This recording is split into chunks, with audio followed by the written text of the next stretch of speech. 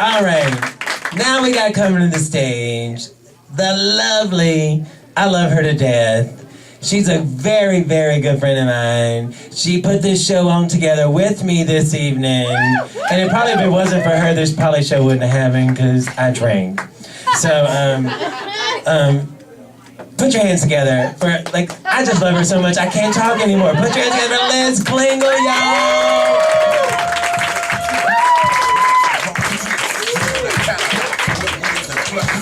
You guys, keep it going for all your awesome comics that you've seen tonight. I want to thank all of them for coming out and supporting. I hand-selected all of them because I have amazing taste. And I was like, all these shows aren't funny, but I could make them funny. So here we are, and you're welcome. And it was only $10 and $5 if you paid in advance. Not you. So I wanted to get you all together so I could tell you the story of Pedro.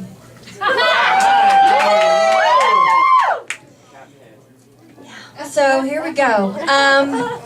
It all started one drunken night, and I went on Tinder. Tinder, where all mistakes are started. Okay, here we go. I was on Tinder, swiping a lot of lefts. Sometimes a right, left, right. Come across potentially the most beautiful man I've ever laid eyes on. Just stunning. One of those pictures where he's not even looking into the camera, he's just kind of looking off, and the ocean is behind him, and he has like a red, he's like on a boat. It's beautiful. So we both clicked yes, I guess, so I get to talk to him, and all I said was, "You're beautiful." And he said, "You're beautiful too." But then he started speaking in incredibly broken English. "Where are you from?" He is from Spain. Okay. It was very difficult to get him to communicate properly. He wanted me to come to his boat, because he lived on a boat. Well, in America, we don't just go to your boat.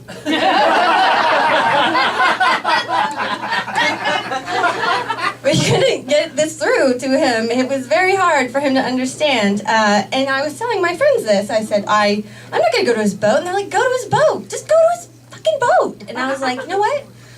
What if he's going to, like, kidnap me and sell me into, like, human trafficking, okay? Like, I'm not doing that. And they're like, oh, no. No, you're too old for trafficking. I was like, fuck you, I'm still trafficable. So we came to a compromise. He didn't have a car, so and he lived in the marina on his boat, and so we, at that point, all restaurants and bars to him were nightclubs. We met at the Cheesecake Factory nightclub. You know when you just like go through with something just for the jokes? I guess not, because you're not comics. But yeah, I was like, I have to do this. So I drove my car to the Cheesecake Factory nightclub. And I went up to the bar, and he was like 40 minutes late. He lived 100 feet away. I don't know where, how. So I get to the Cheesecake Factory nightclub. I'm 2 Pinot Grigios in.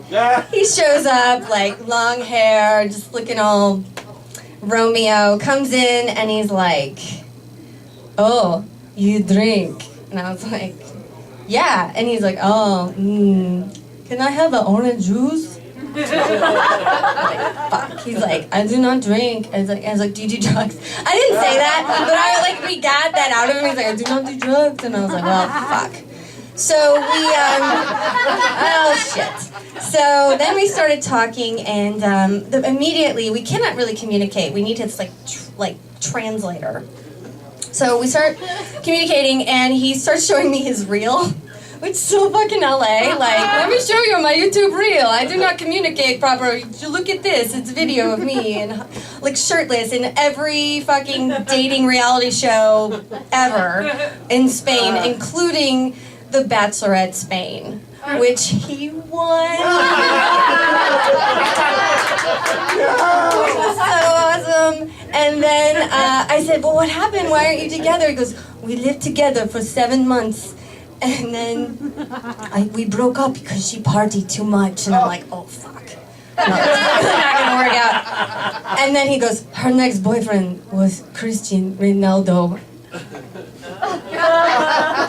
Guys, if I have sex with him, I could be like Eskimo brothers with Cristiano Ronaldo.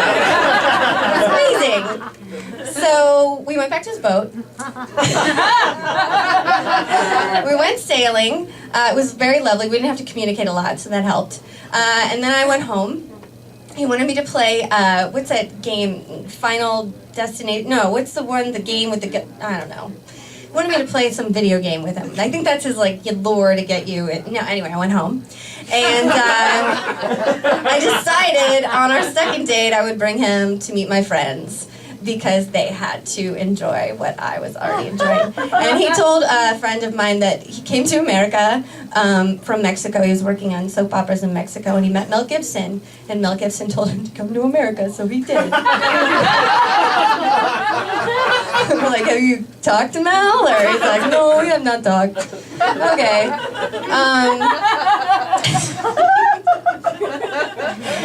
So we hung out several times, and he learned quickly that in order to get my friends to laugh, he'd make fun of me. So he would say, she's a very, very bad dancer.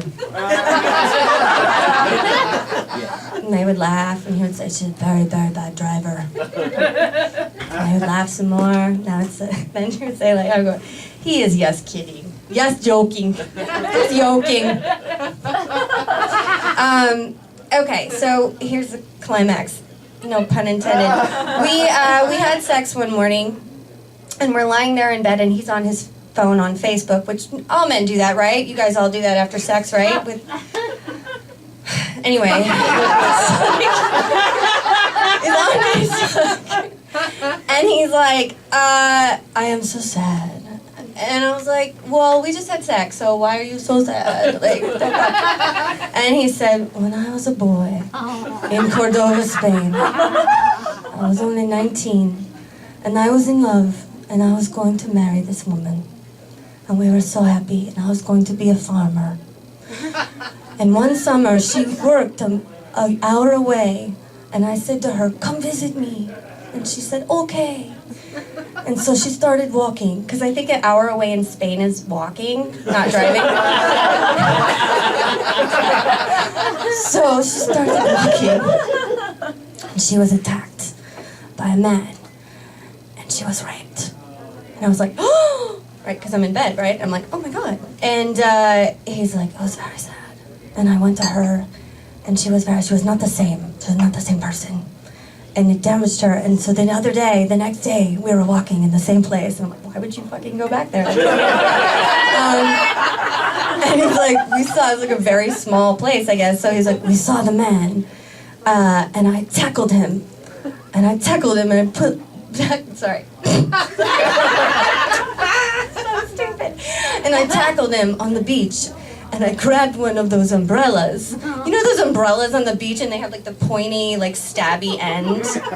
He's like, I tackled him, I had him on the ground, and I held the umbrella over him to his neck. I held the pointed part, and I'm like, oh my God, he fucking killed somebody. He's about to tell me if I can kill somebody. Oh my God. I'm just Facebooking this so fast. He's like, and I thought, I wanted to kill him so much, but then I thought, no.